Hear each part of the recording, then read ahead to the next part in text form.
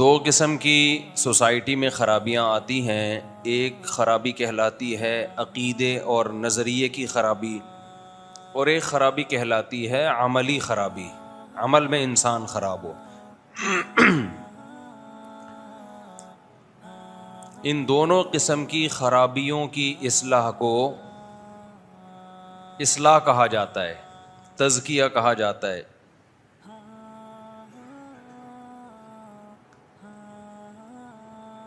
ہمیں دنیا میں زندہ رہنے کے لیے، دنیا میں چلنے پھرنے کے لیے بہت ساری غلط چیزوں کو ٹھیک کرنے کی ضرورت ہوتی ہے.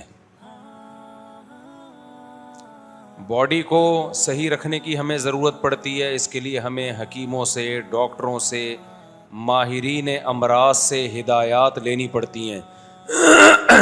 خود سے آپ اپنی باڈی کو ٹھیک نہیں رکھ سکتے. الٹا سیدھا کھاتے رہو گے، غلط لائف اسٹائل ہوگا، بالآخر بیمار ہو جاتا ہے انسان. 20 قسم کی بیماریاں لاحق ہو جاتی ہیں. تو جب تک ڈاکٹروں سے یا کوئی ماہر حکیموں کی ہدایات آپ نہیں لوگے، اس زمانے میں آپ کے لیے اپنے آپ کو صحت مند رکھنا ممکن نہیں ہوگا. اور کمال کی بات یہ ہے کہ جیسے جیسے قیامت قریب آ رہی ہے، انسان مادی اعتبار سے بھی سیدھے راستے سے ہٹ رہا ہے اور روحانی اعتبار سے بھی سیدھے راستے سے ہٹ رہا ہے. دونوں قسم کی خرابیاں آ رہی ہیں. روحانی اعتبار سے سیدھے راستے سے ہٹنا تو سمجھ میں آتا ہے کہ پیغمبروں سے فاصلہ ہمارا بڑھ رہا ہے. بھائی جتنا نبی صلی اللہ علیہ وسلم سے ہم دور ہوتے چلے جائیں گے زمانے کے لحاظ سے، تو نبوت کی تعلیمات کے اثرات بھی کم ہوتے چلے جائیں گے. صحابہ نے نبی کو دیکھا، تابعین نے صحابہ کو، ان کا روحانی طور پہ گمراہ ہونے کا خطرہ کم تھا. ہم تو 1400 سال کے بعد پیدا ہوئے ہیں، ہمارا خطرہ زیادہ ہے، فاصلہ بہت ہو گیا نا. تو مذہبی لحاظ سے سوسائٹی میں خرابی کا آنا اتنا برا نہیں ہے. مادی اعتبار سے سوسائٹی میں خرابی کا آنا یہ سمجھ سے بالاتر ہے. اس کی میں ابھی وجہ بیان کروں گا. آپ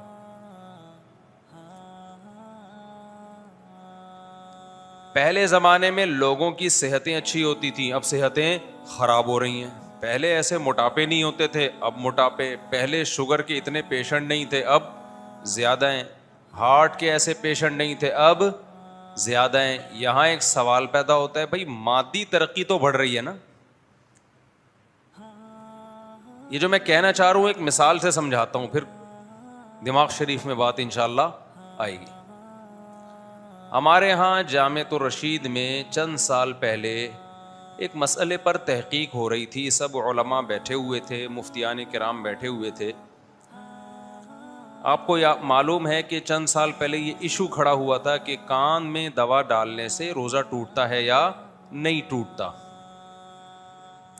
ہمارے جتنے قدیم فقہا ہیں تقریباً سبھی یہ لکھتے ہیں کہ کان میں دوا ڈالنے سے روزہ ٹوٹ جاتا ہے.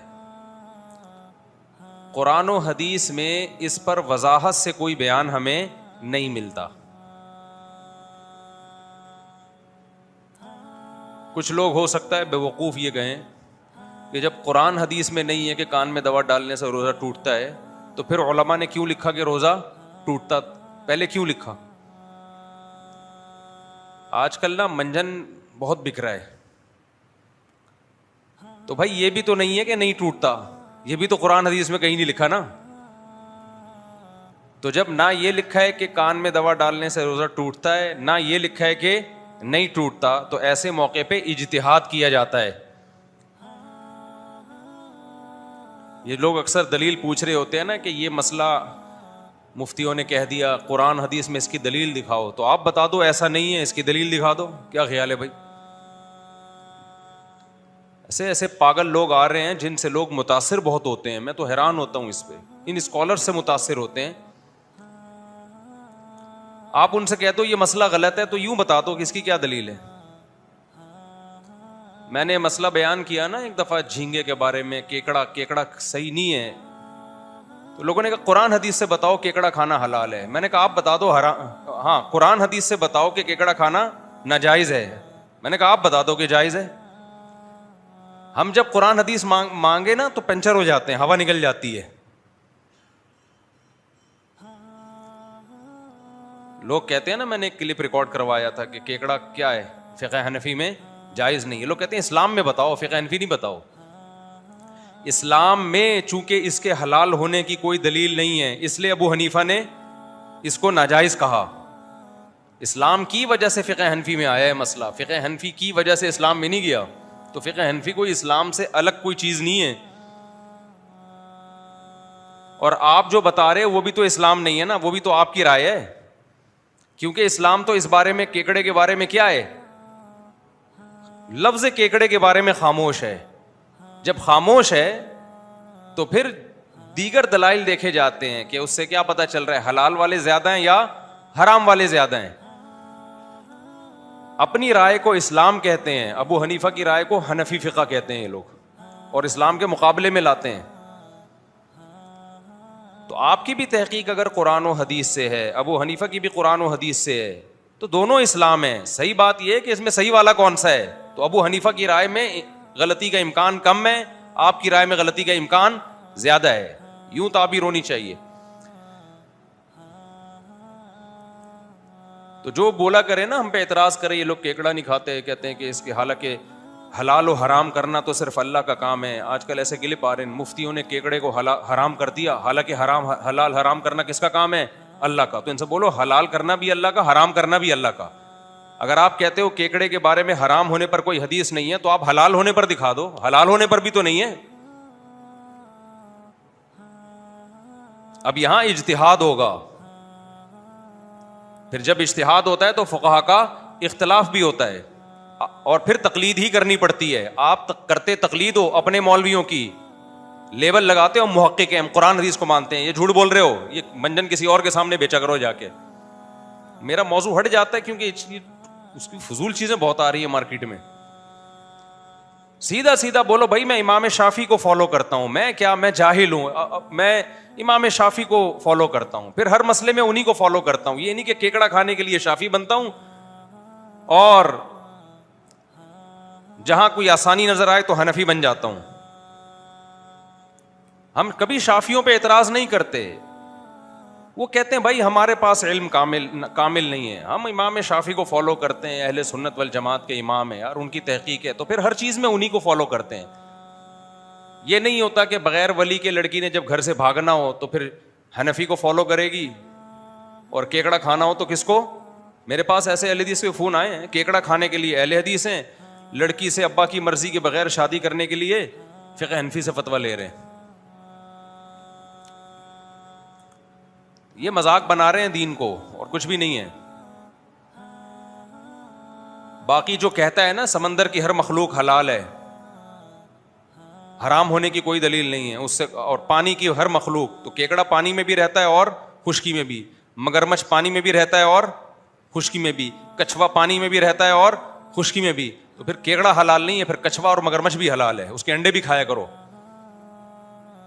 اس لیے جس نے ابو حنیفہ کو پڑھا ہے نا, خدا کی قسم گہرائی میں جا کے وہ کہے گا ابو حنیفہ نے واقعی قرآن و سنت کو بہت ڈیپتھ میں جا کے ایکسپلین کیا امت کے سامنے.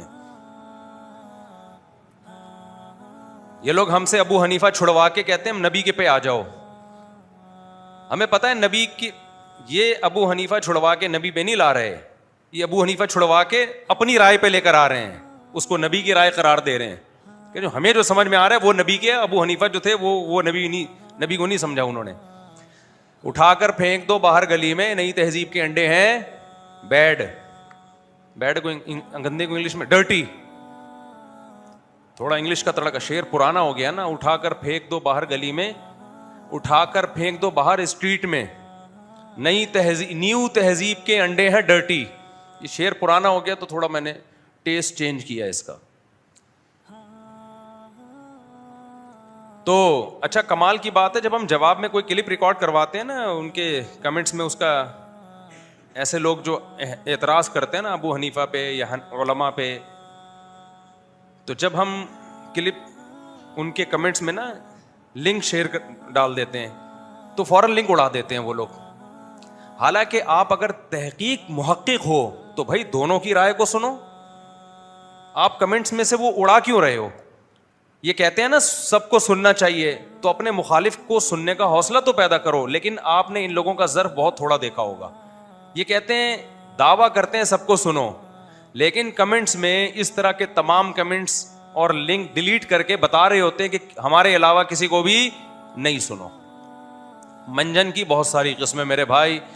جیسے منجن قرآن و سنت کے نام پہ بیچا جاتا ہے نا, ایسے ہی منجن یہ کہہ کے بھی بیچا جاتا ہے کہ دوسرا منجن بیچ رہا ہے.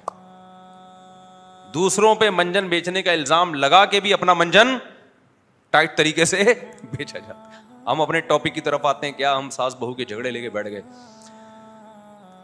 تو ہر شاخ پہ الو بیٹھا ہے, انجام گلستان کیا ہوگا. ہر شاخ پہ, ہر چینل پہ ایک الو بیٹھا ہوا ہے جو کہہ رہے کہ میں ہوں جو قرآن و حدیث کو بتاؤں گا.